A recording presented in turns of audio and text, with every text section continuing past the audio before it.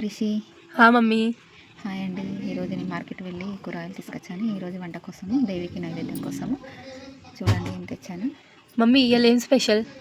ఈరోజు బెల్లం పాలకాయ చేస్తానని బెల్లం తెచ్చాను. అలాగే మా కొడుకుకు ఉపాసం అని చెరుకు రసం, సిమ్లా మిర్చి వటాన వండుతానని, అలాగే పన్నీరు గురించి చేస్తానని అయితే కసూరి కూడా తీసుకొచ్చాను అందులోకి.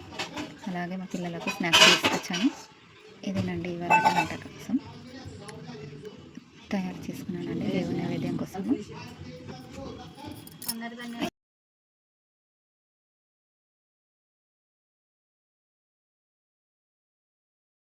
పన్నీర్ బుర్జీ, సిమ్లా మిర్చి వటానా, పప్పు వేసానండి. అలాగే పాలకడలు చేశాను, చపాతీ కూడా, ఇది పెరుగు.